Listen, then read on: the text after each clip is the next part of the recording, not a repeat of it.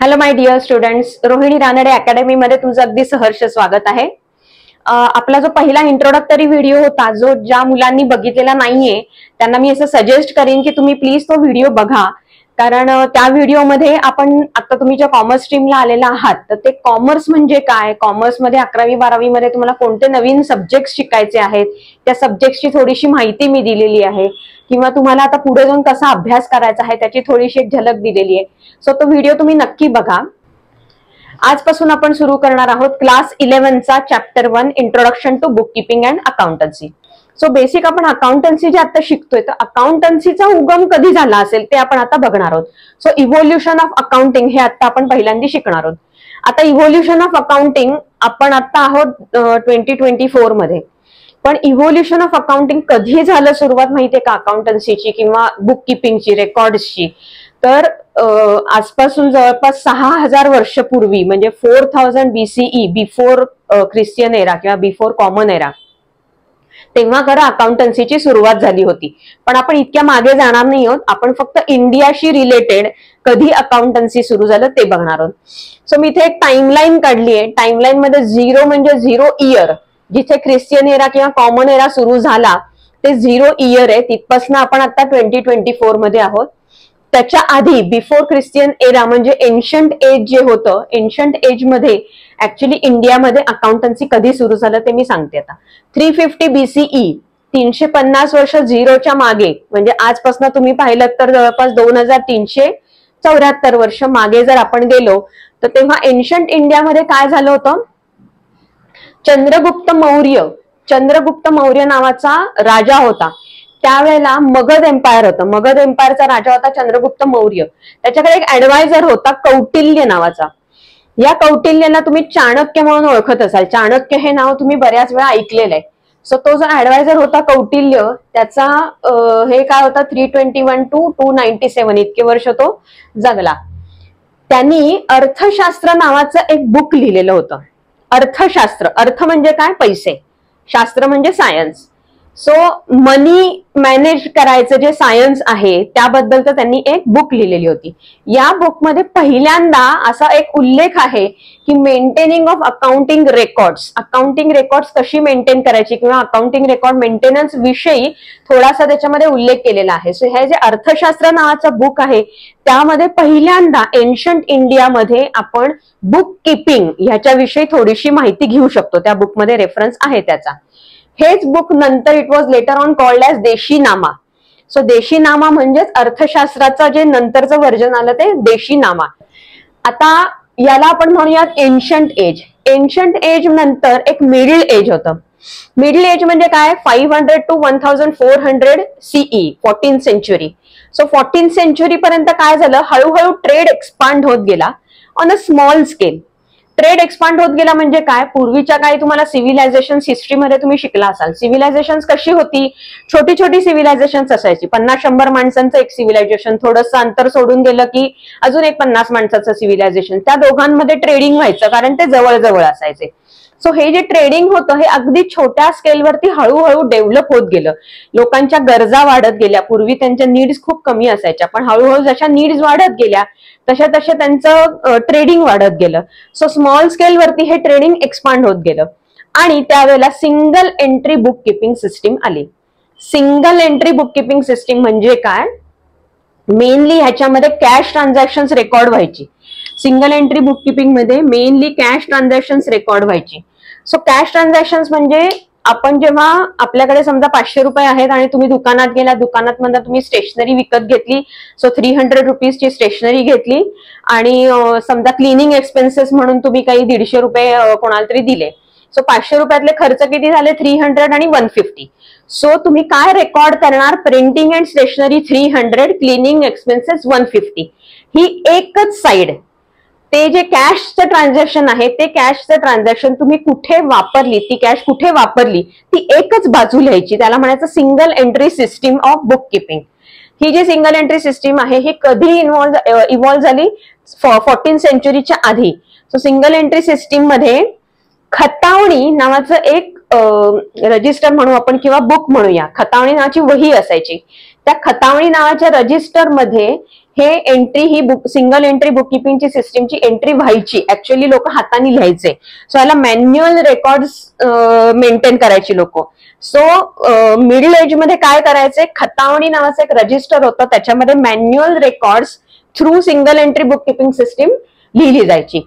ती कधी before 14th century. So this was the middle age. End of middle age म्हणजे 14 to 15th century मध्ये काय झालं, हा जो ट्रेड होता ना तो अजून एक्सपांड झाला. Trade and commerce expanded on a large scale.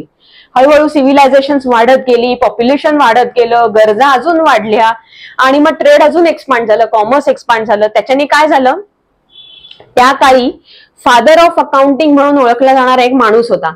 त्यांना फादर ऑफ अकाउंटिंग का म्हणायचं, आधी ते माणूस कोण होता ते सांगते. ल्युका दी बार्गो पॅसिलिओ नावाचा एक इटालियन मॅथमॅटिशियन होता. त्यांना फादर ऑफ अकाउंटिंग म्हणतात. का म्हणतात, because he invented the double entry book keeping system. That was the big invention. या माणसाने काय केलं, double entry book keeping system अस्तित्वात आणली. कधी 14 to 15th century. तेव्हापासून आज तागायत आपण ही डबल एंट्री सिस्टीम वापरतोय. सो ही जी डबल एंट्री सिस्टीम होती ही कुणी सुरुवात केली, ल्युका दी बार्गो पॅसिलिओ, इटालियन मॅथमॅटिशियन होता. आता डबल एंट्री सिस्टीम म्हणजे काय, मग अशी मी तुम्हाला सिंगल एंट्री सिस्टीम सांगितलं होतं. सिंगल एंट्री सिस्टीम मध्ये पैसे मी कुठे खर्च केले तेवढंच फक्त लिहायचं. म्हणजे कॅशबुक मध्ये फक्त प्रिंटिंग स्टेशनरी, म्हणजे इथे काय लिहायचं, printing and stationery 300 rupees, cleaning expenses 150 rupees असं लिहिलं जायचं. पण इथे काय एंट्री केली जाते, आधी रिसीट झाली की नाही, 500 रुपये तुमच्याकडे कॅश रिसीट झाली आणि मग त्याचं पेमेंट झालं.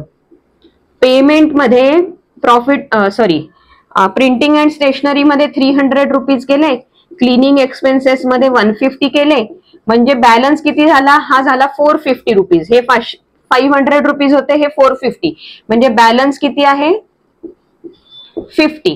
म्हणजे 500 रुपयाचा तुम्ही हिशोब दिलात, बरोबर. याला म्हणायचं double entry book keeping system.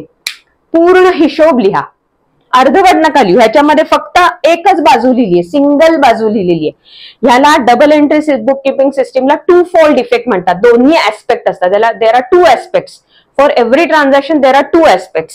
So हे दोन्ही ऍस्पेक्ट्स आपल्याला इथे लिहायचे असतात. त्याला काय म्हणायचं, double entry book keeping system. This was a big invention. मी तुम्हाला सांगितलं तसं आज सुद्धा आपण double entry book keeping system वापरतो. So who was the father of accounting असा प्रश्न विचारला तर तुम्ही काय सांगाल, ल्युका दी बार्गो पॅसिलिओ. स्पेलिंग पाठ करा. ऍक्च्युली पाठ करायची गरज नाहीये, तुम्ही जर प्रोनाउन्सिएशन केलं तर तुम्हाला लक्षात येतंय. पण हा प्रश्न विचारणार तुम्हाला परीक्षेत. So fill in the blanks मध्ये असेल, ट्रू ऑर फॉल्स मध्ये असेल, मॅच द फॉलोइंग मध्ये असेल. So Luca di Borgo Pacioli was known as the father of accounting. Why he was known as the father of accounting? Because he invented the double entry bookkeeping system. So this was the end of middle age.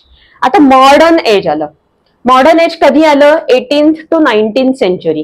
18th to 19th century मध्ये industrial revolution झालं. Now what is industry. Industry म्हणजे काय, हा जो trade and commerce हे जसं develop होत गेलं ना, तसं एकमेकांच्या वरती इंटर रिलेटेड असलेले बरेचसे बिझनेसेस असतात.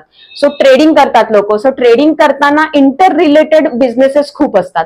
असे इंटर रिलेटेड बिझनेस लार्ज स्केलवर जेव्हा एक्सपांड होतात, large scale in the sense आधी फक्त एका पर्टिक्युलर सिटीमध्ये किंवा एका पर्टिक्युलर लोकॅलिटीमध्ये फक्त लोक ट्रेडिंग करायची, मग स्टेट वाईज करायला लागले, म्हणजे मायक्रो लेवल पासून मॅक्रो लेवल, मग पूर्ण देशभर लोक, म्हणजे पूर्ण आपला कंट्री कव्हर झाली. इतका तो ट्रेड एक्सपांड झाला, कुठूनही कुठेही लोक ट्रेडिंग करायला लागले. सो त्याला म्हणायचं इंडस्ट्रियल रिव्होल्युशन. म्हणजे हे जे एक इंटर रिलेटेड बिझनेस असतात त्या अख्ख्या त्या बिझनेसच्या सेटला म्हणायचं इंडस्ट्री. सो हे जे इंडस्ट्रियल रिव्होल्युशन असतं झालं, त्यामध्ये एक मोठी क्रांती झाली. रिव्होल्युशन इज क्रांती. काय क्रांती झाली की त्यावेळेला हे जे अकाउंटिंग होतं ना, ते साधं सुद्धा अकाउंटिंग राहिलं नाही, छोट्या स्केलवरचं अकाउंटिंग राहिलं नाही. त्याला खूप मोठा इम्पॉर्टन्स मिळाला अकाउंटिंगला. मॉडर्न अकाउंटिंगची नीड निर्माण झाली. का निर्माण झाली, कारण लार्ज स्केल एंटरप्राइजेस आले. तोपर्यंत ना लोक छोटे छोटे बिझनेसेस करत होते, पण अचानक 18 to 19th century मध्ये मोठ्या मोठ्या कंपनीज आल्या. टाटा वगैरे सारख्या मोठ्या कंपनीज लॉन्च झाल्या. सो लार्ज स्केल एंटरप्राइजेस आले. जॉईंट स्टॉक कंपनी सुरू झाल्या. जॉईंट स्टॉक म्हणजे काय, शेअर्स. आपण जेव्हा छोटे बिझनेस करतो तेव्हा एक दोनच ओनर्स असतात, ते स्वतःचे घरचे पैसे घालतात, कॅपिटल घालतात आणि बिझनेस सुरू करतात. पण ज्याला लार्ज स्केल मध्ये करायचं असतं तेव्हा 4-5 माणसं मिळून थोडे थोडे पैसे गोळा करून चालणार नाहीये.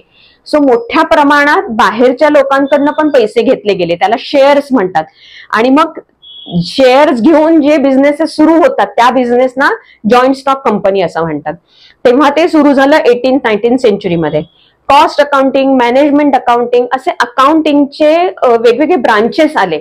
नुसतं मॉडर्न अकाउंटिंग किंवा साधं अकाउंटिंग उरलं नाही, त्याच्यामध्ये अनेक प्रकार आले. कॉस्ट अकाउंटिंग म्हणजे अगदी थोडक्यात तुम्हाला सांगायचं तर एखादा प्रॉडक्ट जर तुम्हाला विकायचा असेल तर त्या प्रॉडक्टची तुम्ही प्राइस काय ठरवायची, सेलिंग प्राइस काय ठरवायची, त्यासाठी तुम्हाला त्याची कॉस्ट काढायला पाहिजे, त्याच्यामुळे तुमचा किती खर्च झाला हे काढायला पाहिजे, त्याला म्हणायचं कॉस्ट अकाउंटिंग.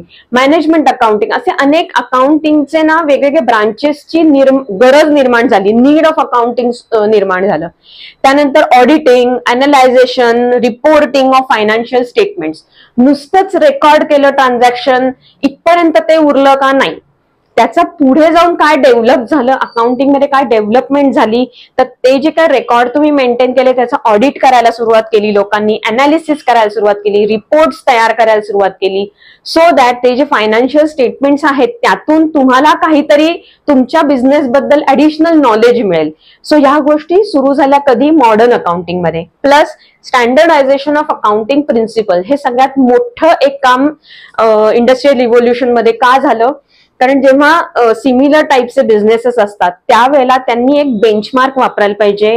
जे काही तुम्ही अकाउंटिंग करता त्या अकाउंटिंग करताना जे काही प्रिन्सिपल्स, कन्सेप्ट तुम्ही वापरता त्यांचं एक स्टँडर्डायझेशन केलं. मला वाटलं म्हणून मी या पद्धतीने अकाउंटिंग करते, तो दुसरा बिझनेसमॅन म्हणतो मला हिने काय केलंय ते पटलं नाही, मी माझ्या पद्धतीने करणार, तिसरा म्हणतो नाही माझी पद्धत अजूनच वेगळी आहे. असं चालणार नाही, कारण मग कंपॅरिझन करायला खूप प्रॉब्लेम येतो. म्हणून अकाउंटिंग प्रिन्सिपल्स, अकाउंटिंग स्टँडर्ड यांचं सगळ्यांचं एक स्टँडर्डायझेशन करण्यात आलं, सगळ्या कन्सेप्टचं, जेणेकरून सगळे बिझनेसमन त्याच प्रकारचं स्टँडर्डाइज अकाउंटिंग वापरतील. म्हणून कंपॅरिझन करणं सोपं गेलं. सो या सगळ्या गोष्टी कधी झाल्या? इंडस्ट्रियल रिव्होल्युशन मध्ये झाल्या. या म्हणजेच 18th आणि 19th सेंचुरी. हे काय आहे? मॉडर्न एज आहे. तुम्ही जर आता विचार केलात ना तर आत्ताच्या घडीला तुमच्या हातात अकाउंटिंगचं पुस्तक आहे, सगळं रेडीमेड आहे, समराइज्ड आहे, डेव्हलप्ड आहे. पण हे सगळी डेव्हलपमेंट कशी झाली? हळूहळू होत गेली. एकदम एकाच वर्षी ही डेव्हलपमेंट झाली आहे का? नाही झालेली. सो किती वर्ष जुनं आहे हे मी आता तुम्हाला सांगितलं तसं 350 BCEच्या आधीपासून हे सगळं चालू आहे. आता कुठे जाऊन त्याला जरा एक स्टॅबिलायझेशन आलंय. आता तुम्ही जर किती चेंजेस होतात म्हणला तर इतके फ्रिक्वेंट चेंजेस होत नाहीत, कारण आता त्याला एक स्टँडर्डायझेशन आलेलं आहे. पण ह्याच्या पूर्वी त्याचे चेंजेस होत डेव्हलप होत इव्हॉल्व्ह होत आता जे आपण वापरतो ना रेडीमेड आहे सगळं, ते आता एकदम फायनल स्टेजला आलंय असं आपण म्हणू शकतो. सो हे आहे सगळं तुमचं इव्होल्युशन ऑफ अकाउंटिंग इंडियामधलं. Ancient age, middle age, end of middle age आणि मॉडर्न एज. ह्याचा एक तुम्ही फोटो काढून ठेवायचा आहे. प्लस हे जे मी आता लिहून दिलेले बोर्डवरती हे तुम्ही तुमच्या वहीत लिहून घ्यायचंय, कारण जेव्हा वहीत लिहिता त्यावेळेला तुमची रिव्हिजन असते. हाताने लिहिताना तुम्ही एकदा मनात सुद्धा ते म्हणत असता. सो हे सगळं वहीमध्ये लिहून घ्यायचं आहे, कारण हे तुम्हाला पेपरमध्ये विचारू शकतात. मी आता तुम्हाला जे स्टार मार्क करून देणार आहे ते रिव्हिजनचे पार्ट आहेत. ज्या वेळेला तुम्ही रिव्हिजन करत असता त्यावेळेला हे स्टार मार्क्स बघायचे. सो सगळ्यात पहिलं काय सांगितलं? Kautilya. Chanakya was also known as Kautilya. Kautilya was also known as Chanakya. He wrote a book, Arthashastra. Then later it was known as Deshinama. Fill in the blanks मध्ये हे सगळं विचारू शकतात. त्याच्यानंतर single entry book keeping system कधी evolve झाली? 500 to 1400, 14th century मध्ये. नंतर खतावणी. सिंगल एंट्री सिस्टीम वॉज रिटन इन द खतावणी. त्यानंतर who was the father of accounting? Luca di Borgo Pacioli. हे पण तुम्हाला विचारणार. He was an Italian mathematician. आणि इंडस्ट्रियल रिव्होल्युशन कधी झालं? 18th to 19th सेंचुरी मध्ये. सो हे जे सगळे स्टार केलेले आहेत ना हे सगळे तुमच्या रिव्हिजनच्या वेळेला तुम्हाला वाचायचे. ह्याचा एक फोटो काढून ठेवा आणि वहीत लिहून घ्या. आता आपण ऍक्च्युअल चॅप्टरला सुरुवात करणार आहोत. चॅप्टर नंबर 1 आहे आपला introduction to book keeping and accountancy. Book keeping and accountancy ह्या दोन वेगवेगळ्या कॉन्सेप्ट्स आहेत. बुक किपिंग म्हणजे काय? Maintaining of records, recording of transactions in the books of accounts. आणि अकाउंटन्सी म्हणजे काय? अनालायझिंग दोज रेकॉर्डेड ट्रान्झॅक्शन्स म्हणजेच अकाउंटन्सी. सो आता आपण पहिल्यांदा बुक किपिंग म्हणजे काय ते बघणार आहोत. सो सगळ्यात पहिल्यांदा meaning of book keeping. Book keeping म्हणजे काय? Recording of monetary transactions. कुठली ट्रान्झॅक्शन्स रेकॉर्डिंग करायचे?